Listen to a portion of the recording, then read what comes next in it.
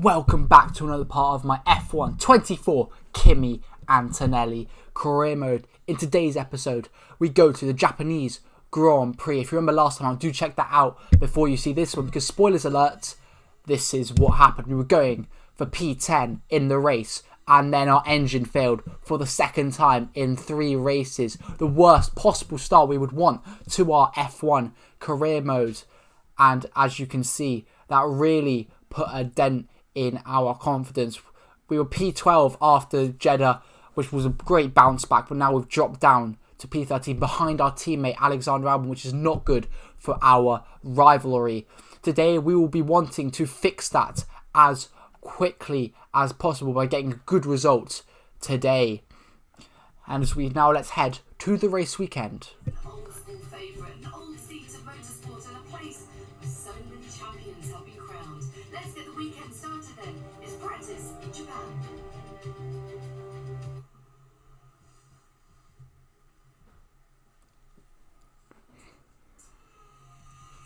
Here we go then for Q1, our first flying lap. It's absolutely soaking, as you can see, as we come round the final corner. It's been a very good lap. This is our one and only lap. Our first lap was horrible. As we come up to the line, we drift over it, but it's a 1:41.5, and that is enough to secure us P3 in Q1, which is a very solid result indeed. Alexander Albon, our teammate, also does make it through into Q2, which is a very solid result for him as well. Sergio Perez, George Russell and Max Verstappen, however, all not so fortunate. They're all out in Q1, while 2 Williams are through to Q2. Here we go then for our final lap in Q2. You'll notice we're on inters, even though it seems a pretty dry track. Yes, I tried going on the softs on my first lap and it was an absolute horror show. I almost crashed. So we are going to just have this one opportunity. As we come at the end of Sector 2, we're 1/10, just the best part of 2/10 up on Yuki Tsunoda. As we come round the final corner, the chicane at the end. This is going to be so crucial. We do get a good exit, and surely this hopefully will be enough to get us through into Q2, into Q3. Will it be for the first time in our F1 career? Yes, it will. P7 for us. And that is a very, very good result. P7 and into Q3. Incredible stuff for us. Alexander Albon, our teammate, also makes it through. But both Saubers, Haas and Daniel Ricciardo are out. And this is our one and only run in Q3. And you know what? I'll just play this out. I'll just let it happen. Yep, so we had to let Leclerc through to begin with. Then Pierre Gasly, the intelligent Frenchman that he is, he thinks if anything he can do, I can do better. And yep, he also tried to overtake us into the final chicane. We had to re-overtake him, and that was a shocking lap, which put us P10. But now we're at the race. Welcome along to the legendary Suzuka. This classic racetrack boasts a long history dating right back to 1962 when it was first opened. Will more history be written here today at the Japanese Grand Prix? A lap of this historic racetrack covers 3.6 miles. It's the only time during the season that we race on a figure-of-8 circuit. And the drivers can expect some intense G-forces through the 18 corners on offer here as they experience some of the highest average apex speeds on the Formula One calendar. Keep an eye out for overtakes into the final chicane. It's time to see how our drivers are stacking up after yesterday's exciting qualifying session. A fantastic effort from Charles Leclerc yesterday, and it's put him on pole. And Lewis Hamilton completes the front row. Looking down the rest of the grid, we have Sainz, Oscar Piastri, Fernando Alonso, Gasly, Stroll, Ricciardo, Albon, Williams, Norris, Tsunoda, Hulkenberg, Bottas, Magnussen, Ocon, Verstappen, Russell, Joe, and Sergio Perez completes our grid. And with lights out just moments away, it's time to go down to the track. And alongside me in the commentary box today, a man who I always look up to, which is easier said than done, Anthony Davidson. Now you're the racing driver in this partnership. So tell us about this racing driver. Put us in their shoes. How are they going to be feeling? Well, you've got to be prepared, Crofty. Before you even step foot inside the car, you've got to know, you've got to have a pre-race game plan. You've watched videos before you get into the car of previous races gone by. You know where you have to place your car if X, Y or Z happens in front of you or behind you. So having this clear game plan is absolutely essential before you get in the car. Okay, here we go. I know what you can do. Don't let me down. A classic statement from Mark to begin our strategy. Medium to hard seems the obvious strategy. You can see the soft wear out incredibly quickly. So we are going to start on the mediums and go to the hards. As we go to 5 red lights. 4, the Japanese Grand Prix. It's lights out and away we go, and we immediately overtake Albon. And can we get Ricciardo maybe on the soft as well? We're going to push him towards the inside. They're trying to go round the outside of Daniel Ricciardo, but nothing doing. As Albon tries to send it back down the inside of us, a little switchback from him. He forces us off at the track a bit, but then he has re-overtaken us and up into P9. Fair play to Alexander Albon. And now Lando Norris is trying to go round our outside. He was another one who qualified poorly yesterday, out in Q2. But we are going to have to try and keep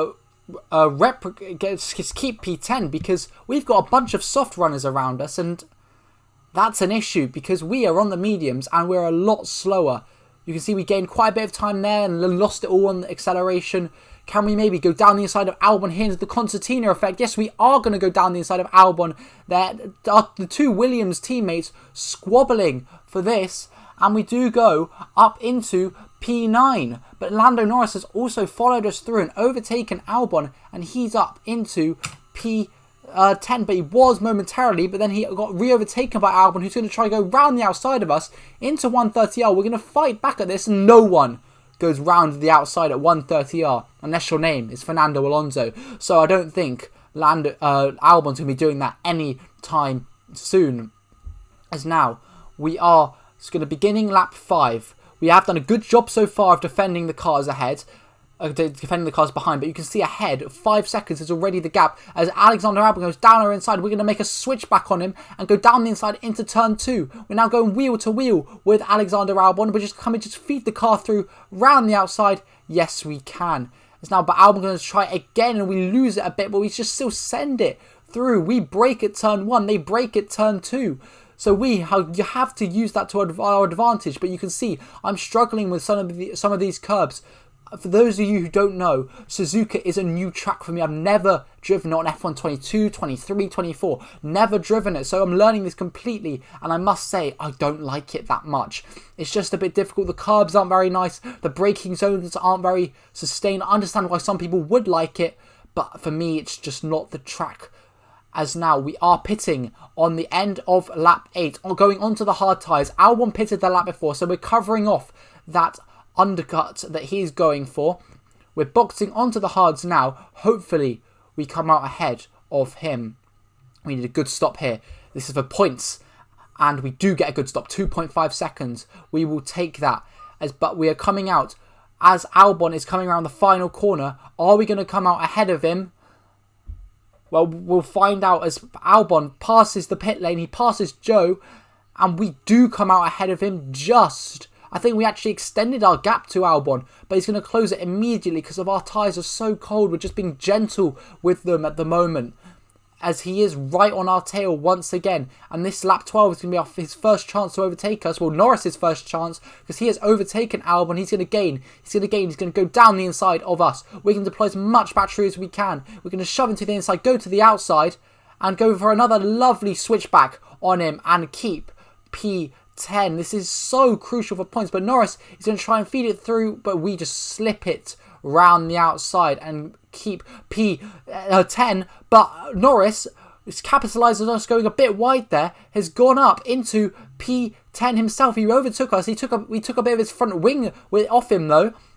And now Norris up in P10. Is he faster than us even without pump ring? As we get a team order for Albon to overtake us. And I am not having any of this. I am not letting Albon overtake me. We've been P10. He couldn't overtake us. So we're going to have to maintain this P10 as much as we can. But here we go. Albon, it gets overtaken by Verstappen, which postpones our objective as Verstappen overtakes us as well. We go completely off the track and onto the grass. We force Verstappen a bit wide, but we do just slip it through. Albon was on our outside as well. So you never know, as now Norris is up ahead. He is struggling in some of these corners, it must be said. As we go down, we send it down the inside of Norris. We go incredibly deep. We just managed to avoid damage and keep it on the track. But we've gone up into P10 by sending it on Norris completely.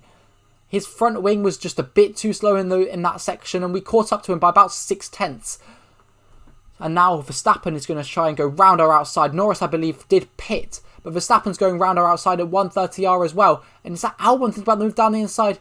Yes, it is. We are just going to retain it, though. Surely he's not going to go round our outside. Yes, he does, but we are so much quicker in this section. And we're going to try and follow him round the outside into the chicane. We braked a bit late there.